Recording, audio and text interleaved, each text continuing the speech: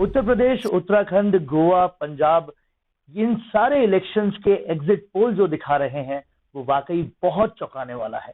और इन चौंकाने वाले आंकड़ों का और ज्यादा आकलन करने के लिए मेरे साथ आज जो है, उन्हें राजस्थान की राजनीति का चाणक्य भी कहते हैं, पूर्व कैबिनेट मिनिस्टर मेरे साथ हैं चंद्रराज सिंघवी जी। जो आंकड़े दिखाए गए वो वाकई बहुत हैरान करने वाले हैं। कुछ को पूरी तरह से परेशान कर रहे हैं तो कुछ बहुत खुश हो रहे हैं। आपका क्या कहना है इस पर? आश्चर्यजनक है। मेरा आजकल एग्जिट पोल पर विश्वास बंगाल के एग्जिट पोल के निर्णय के बाद कम हो गया। बंगाल में सब कोई कहते थे कि भाजपा बहुमत लाएगी, जब मैंने आपके चैनल पे कहा था कि 100 से कम लाएगी। याद होगा आपको, आप ही के चैनल पर अनाउंस किया था। फिर भी जब सारे चैनल एक बात कह रहे हैं तो उन पर अविश्वास करने का जी नहीं चाहता है। मैं शुरू से कहता रहा हूं भाजपा का बहुमत आएगा, भाजपा सरकार बनाएगी। आज भी मैं उस बात पर कायम हूं। जहां तक उत्तर प्रदेश का सवाल है, भारतीय जनता पार्टी सत्ता में आ सकती है, बल्कि आने की पूरी संभावना है। आंकड़ों के फिगर में मैं इसलिए नहीं जाता कि आंकड़े कई तरह से मैनिपुलेट भी होते हैं। सत्ता बाजार और आंकड़ा, ये दो चीजें धनाढ्य लोगों के हाथ की कठपुतली है। आज मैंने इंदौर का सत्ता बाजार सुना, जिसको बहुत ऑथेंटिक कहते हैं। वहां भाजपा की जीत नहीं बताई गई, लेकिन उससे ज्यादा ऑथेंटिक फलौदी का सत्ता बाजार है। फलौदी के सत्ता बाजार से जब मैंने जान मालूम किया तो मालूम पड़ा 250 सीट कम से कम बीजेपी की आएगी। मैं इतना आशावादी नहीं हूं, पर मैं निश्चित कहता हूं कि भारतीय जनता पार्टी सरकार बना लेगी। अगर भारतीय जनता पार्टी सरकार बना लेती है तो आश्चर्य नहीं होगा, नहीं बनाई तो मुझे आश्चर्य होगा।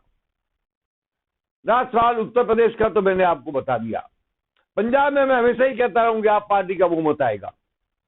अभी लोग कहते हैं 51 से 66 सीट, कुछ चैनल ने 70-75 सीट भी बताई है। पर यह बात है कि आप पार्टी सबसे बड़ी पार्टी उभरेगी और सरकार बनाने का उसका दावा रहेगा।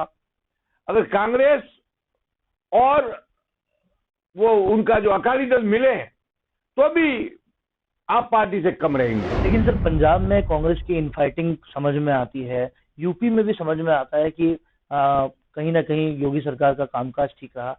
लेकिन एग्जिट पोल्स उत्तराखंड और गोवा जैसे राज्यों को भी पूरी तरह से कांग्रेस को छीन रहे हैं। नहीं, मैं इसको स्वीकार नहीं करता। उत्तराखंड में मेरे दोस्त है, शायद आपने नाम सुना होगा, मिस्टर मिश्रा है, वो भास्कर ब्यूरो के चीफ है वहां के। मैंने कल उनसे टेलीफोन पर पूछा था, उसने कहा उत्तराखंड के अंदर 48-52 का रेशियो रहेगा।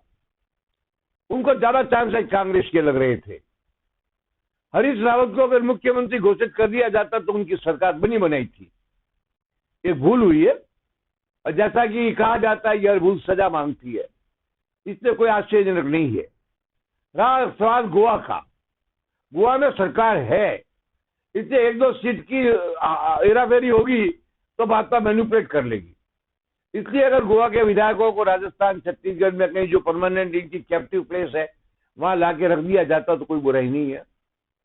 मेरे को तो एक बात का अभी भी आश्चर्य हो रहा है, ये चुनाव के निर्णय के पहले अचानक ऐसी क्या घटना हो गई कि प्रियंका जी को राजस्थान आना पड़ा। बाड़ेबंदी का मैनेजमेंट सियासी के लिए कोई बाड़ेबंदी का मास्टर तो अशोक गहलोत है, प्रियंका की जरूरत नहीं है, कोई और रीजन है।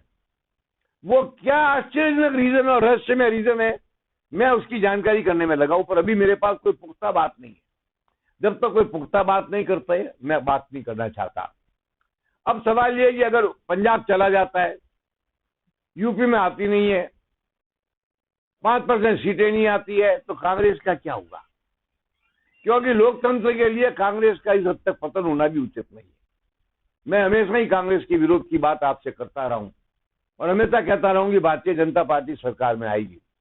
आ भी गई है, आगे भी आ जाएगी। अखिलेश हारे या जीते, उसने जिस ढंग से चुनाव लड़ा है उसकी प्रशंसा किए बिना मैं नहीं रह सकता। मुझे कई भाजपा के लोग कहते हैं कि आप भाजपा के समर्थक, और मैं भाजपा का मेंबर नहीं हूं। आपको बता रहा हूं, मैं भाजपा का मेंबर बनने वाला भी नहीं हूं, मैं भाजपा का सदस्य होने वाला भी नहीं हूं। मैं तो सच्चाई कहता हूं। भाजपा हो राजी या कोई नाराज, मेरे इससे कोई फर्क नहीं पड़ने वाला है, क्योंकि मैं 78 हूं और राजनीति मुक्त हूं। मेरी राजनीति केवल सत्य पर आधारित है। सत्य ये है कि अखिलेश तगड़ा चुनाव लड़ा है, और सत्य ये भी है कि भाजपा की सरकार बन सकती है। उत्तराखंड का मैंने आपको बता दिया, बराबरी की टक्कर है। मैंने उत्तराखंड का पूरा चुनाव लड़वाया था, उमा भारती की पार्टी का प्रभारी था मैंने 54 आदमी खड़े किए थे। उसी का बाई प्रोडक्ट था कि बहुगुणा नाम का आदमी MP बन गया था। अब रहा पंजाब का, मैंने आपको बता दिया, आप पार्टी का मैं शुरू से कहता रहा हूं, एक बात मैंने बदली नहीं, एक बात मैंने परिवर्तित नहीं की। आप पार्टी आती है तो एक बात होगा, एक बड़ा राष्ट्रीय स्तर पर व्यक्तित्व का उदय हो जाएगा। और कोई पार्टी आती है, आरती है, जीतते पंजाब में अगर कांग्रेस आ भी जाए तो कोई फर्क नहीं पड़ता है, 1.5 स्टेट है, 2.5 हो जाएगी, नेतृत्व नहीं पैदा होगा। कांग्रेस में नेतृत्व पैदा करने की क्षमता ही नहीं है, न प्रियंका में है न राहुल गांधी में है। राहुल गांधी ने भी चुनाव लड़ा बड़ा हिम्मत से, पर राष्ट्रीय नेतृत्व का है। इसलिए मैं चाहता हूं कि इस बार राष्ट्र के स्तर पर मोदी के सामने खड़ा होने वाला एक न एक व्यक्तित्व पैदा होना चाहिए। अगर केजरीवाल जीत गया तो वो आगे जाकर के ममता बनर्जी से मिलकर के राष्ट्रीय नेतृत्व को चुनौती देने की स्थिति में आ सकते हैं, अन्यथा कोई स्थिति। एक और सवाल ये था सर कि प्रियंका गांधी ने कहीं ना कहीं बहुत जोर लगाया इस बार इलेक्शन में, पर एग्जिट पोल उन्हें एकदम 1 या 2 सीट्स दे रहा है। कम से कम जो सियासी गलियारों में सियासी पंडित कह रहे थे 10-15 सीट्स तो डिजर्व करते थे, इतना ज्यादा मेहनत। देखो एक बात बहुत स्पष्ट है, टोटल वोट तो 5% बता रहे हैं ना कांग्रेस के, मगर वो कंसेंट्रेटेड नहीं है। 5% बिगड़े वोट हैं। अगर ये सारे वोट मिलाओ तो 5% में 20 सीट आनी चाहिए ना, 400 में से 5%, ऐसा नहीं है। जीतने के लिए एक स्थान पर यूनाइटेड होकर के कलेक्टिव वोटिंग चाहिए। इसलिए मैं प्रियंका को दोषी नहीं मानता, ऐसी स्थिति कांग्रेस की नहीं है, कांग्रेस की कतई नहीं है। और मैं आपसे एक बात बताऊं, भारतीय जनता पार्टी के जीत का आंकड़ा, मुझे आश्चर्य है इन आंकड़ों पर, मगर फिर भी एक कारण से मुझे सही लगता है कि 15% वोट तो बसपा खा गई जो एंटी बीजेपी के थे, 5% वोट कांग्रेस खा गई, वो भी एंटी बीजेपी के थे, 4% निर्दलीय खा गई तो 2% वो भी एंटी बीजेपी मानो, 22% वोट एंटी बीजेपी जो थे, जो अगर ये लोग नहीं होते तो एक तरफ मुड़ते, जैसे बंगाल में हुआ। वो नहीं होने के कारण 20% वोट कम हो गए। जब 20% वोट कम हो गए तो भारतीय जनता पार्टी के हौसले बुलंद है।